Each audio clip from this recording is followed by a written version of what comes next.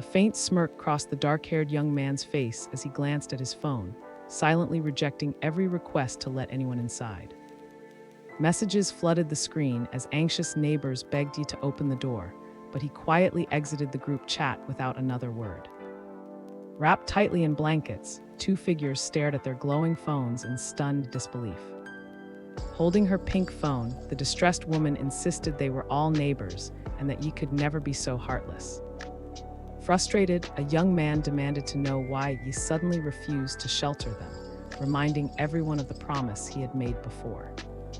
Huddled together, the three decided that since he was a skilled locksmith, they could simply pick the lock and force their way inside.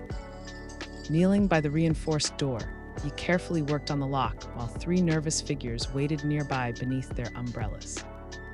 With a mocking grin, the medium-haired man sneered that splashing water was the only trick their opponent knew. A threatening voice echoed through the hallway as he crouched beneath the light, calmly preparing a mysterious substance on the metal surface. Glancing at his laptop, you remarked that someone had already started picking the lock. Watching the safe house control system, you wondered whether his investment in the high-security door had finally paid off. A hand pressed the glowing button, and an automated voice calmly announced that the high-voltage defense system had been activated. Blue lightning exploded across the doorway, sending you screaming in pain as everyone else watched in horror. The terrified woman cried out for help as arcs of blue electricity burst through her body, throwing you backward. Thick smoke filled the hallway while the frightened woman screamed in panic.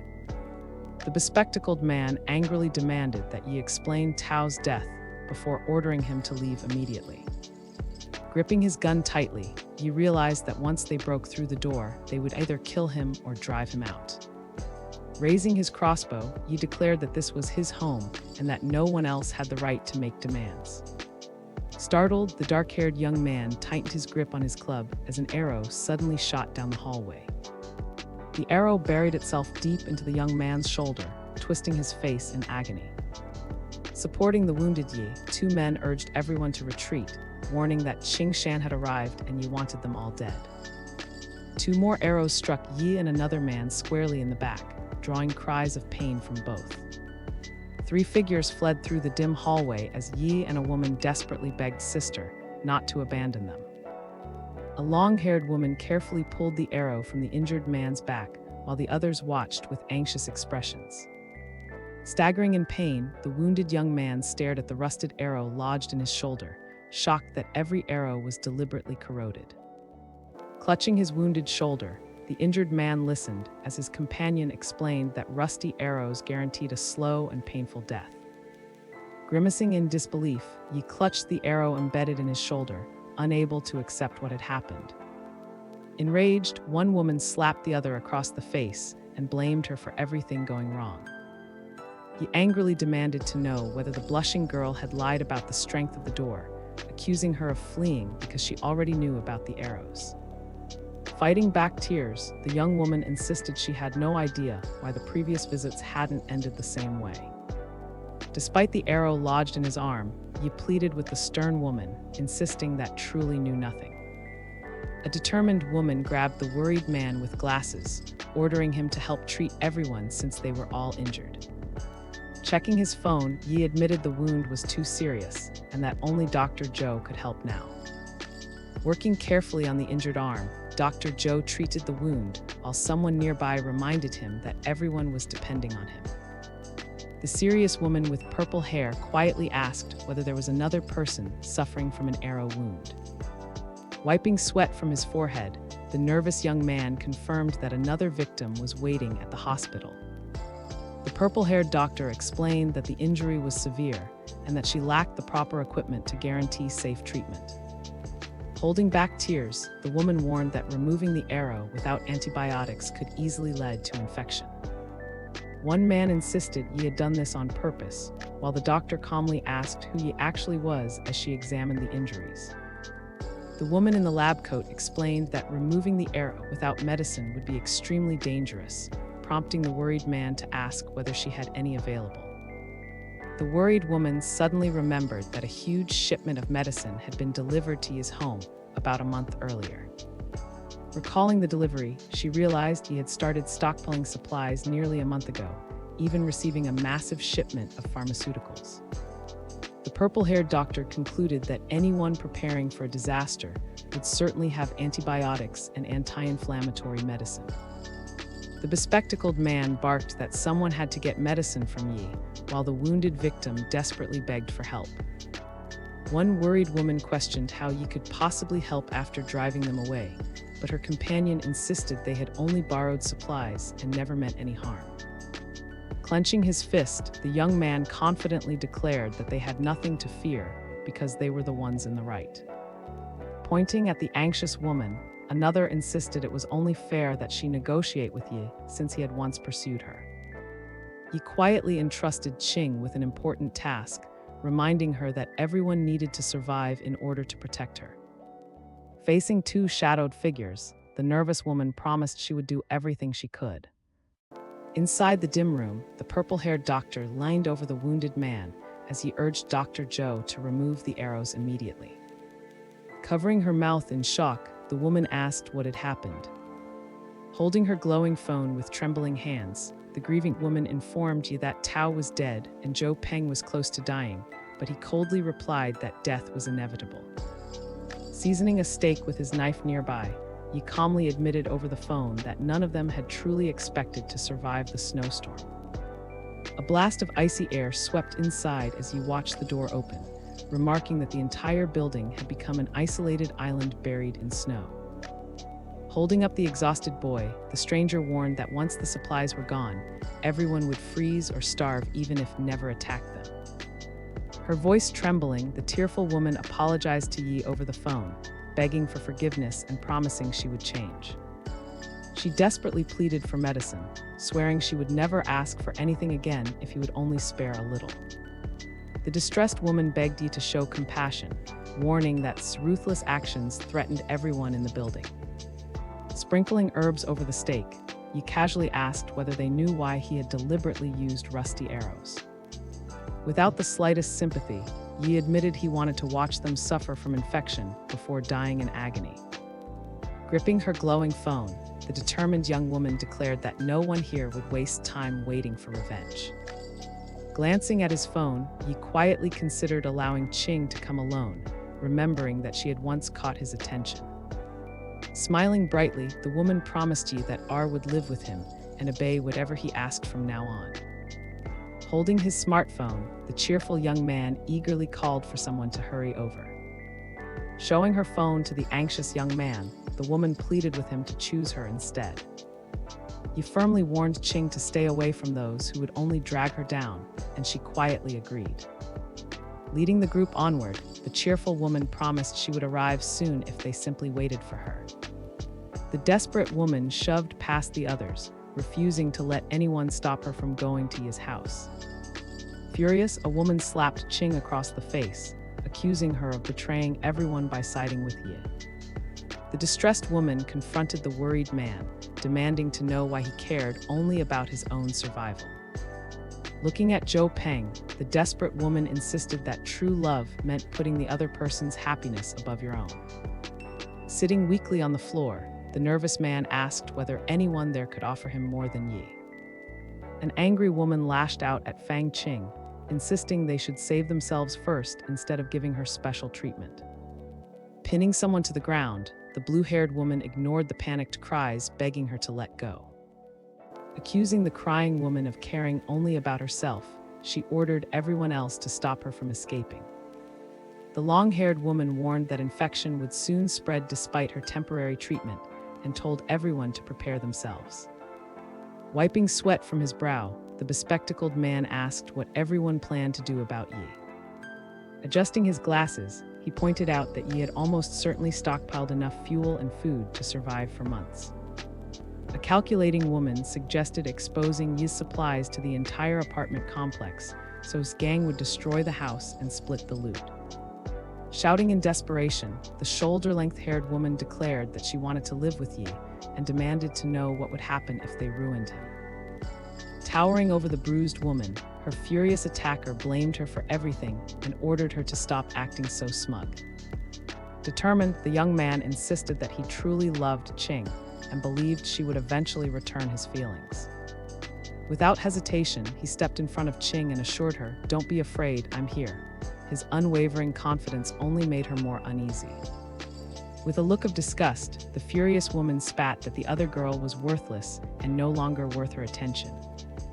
The neighborhood group chat erupted as angry residents accused others of flaunting lavish meals while everyone else was starving. Scrolling through photos and videos of Yi's comfortable life, someone bitterly questioned how such unfairness could possibly exist. 3 frightened men gathered around a phone as one nervously called out to brother for instructions. Watching the chaos unfold, Yi decided it was finally time to settle every old and new score while so many valuable targets were gathered together. Desperate messages flooded Yi's phone as the neighbors begged for food, shelter, and mercy, each trying a different excuse to persuade him. Curious, Yi lifted his phone and wondered what had suddenly caught his attention. With a smug smile, Yi calmly asked why he should help someone he barely even knew. The reflection on his knife reminded Yi of his previous life, when he had been carved apart like nothing more than meat. Leaning back with a spoon in hand, Yi wondered how anyone could reason with people who behaved like wild beasts. Reading aloud from her phone, the determined woman relayed a threatening message, noting that no one seemed afraid of death anymore.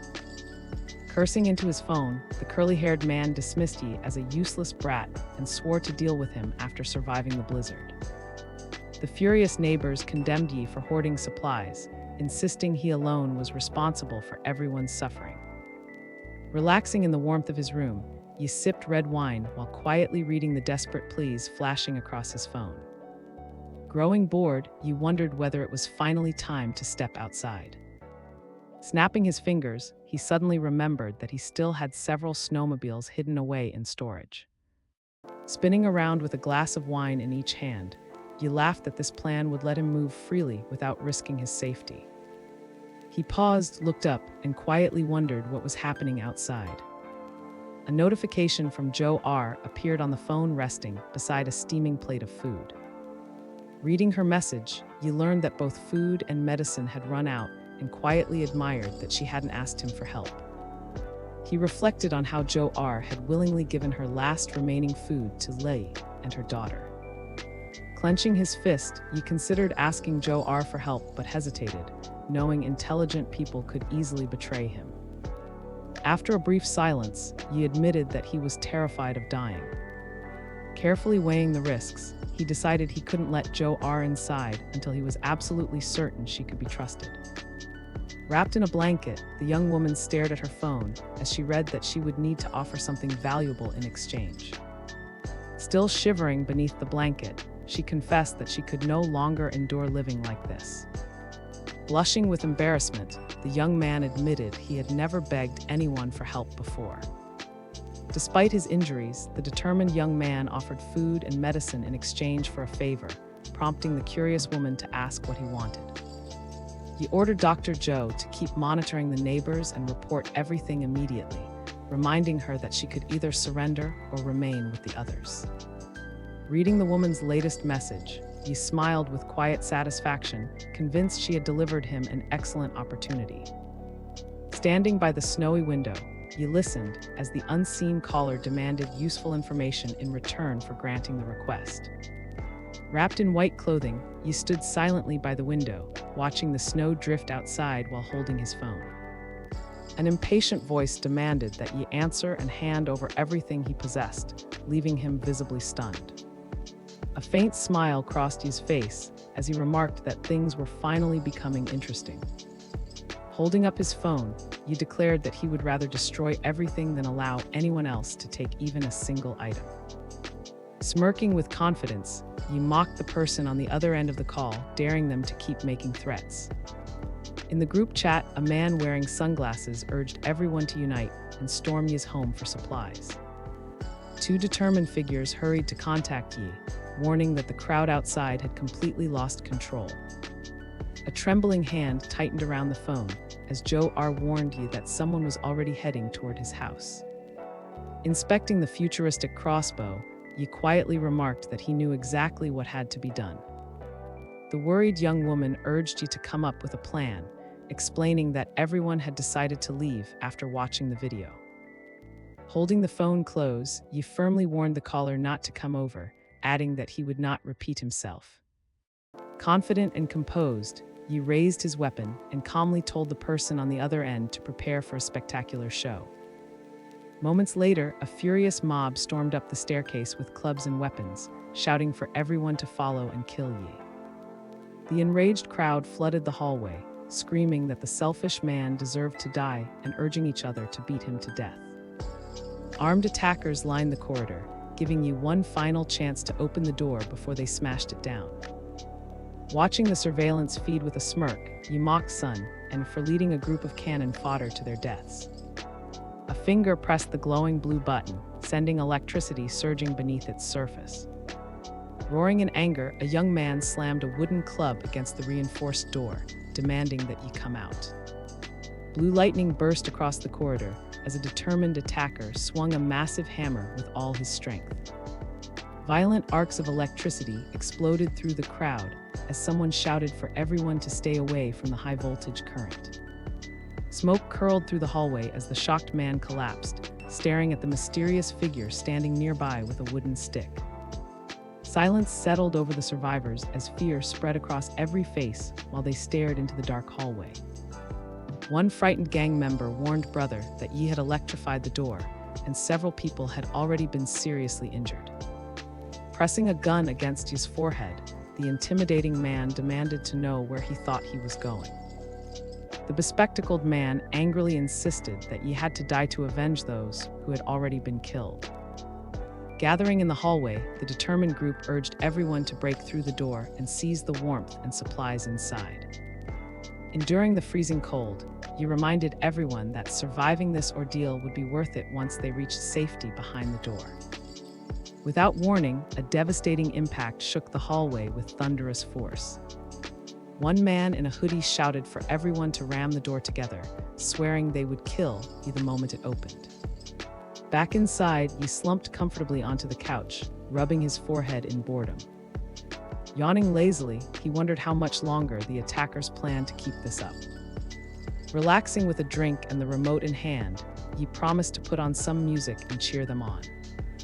Outside, the furious attackers screamed that Yi's arrogance would soon end and that he would pay with his life. Lying flat on the floor, Yi frowned as he admitted he couldn't move the heavy log and wondered what had gone wrong. Someone stared at the vault-like door in disbelief, questioning how anything so sturdy could ever be broken open. Stepping closer, the man with glasses examined the reinforced vault door and explained that he recognized this type of security system from work. One frustrated attacker admitted there was simply no way to break through it. The bespectacled man in the suit explained that even explosives or a battering ram wouldn't be enough to breach such an advanced security door. In the dim corridor, Yi kept his weapon trained ahead, while the nervous man wondered what they could do without the key. A calm voice explained that only a master locksmith could possibly open the door, while Yi silently kept his rifle aimed forward. Without warning, an arrow flew out of the darkness and pierced a startled man's neck, leaving him gasping in confusion. Someone immediately shouted for everyone to watch out, warning that an archer was hiding nearby. Seizing the other man by the collar, Yi furiously demanded how he could still pretend to be innocent after starting all of this. Pressed against the wall, a furious man screamed that Yi deserved to die as terrified survivors scattered to avoid the incoming arrows. Raising his crossbow, Yi coldly declared that people worse than pigs and dogs deserved nothing but hell. Leaning against the wall, the determined man suddenly announced that he had finally found a way to solve the problem. If you'd like to see your favorite titles retold, leave a comment and I'll be sure to pick some of them up from time to time. Also, let me know which video format you like more, long videos or short ones. Don't forget to like and subscribe. See you again soon.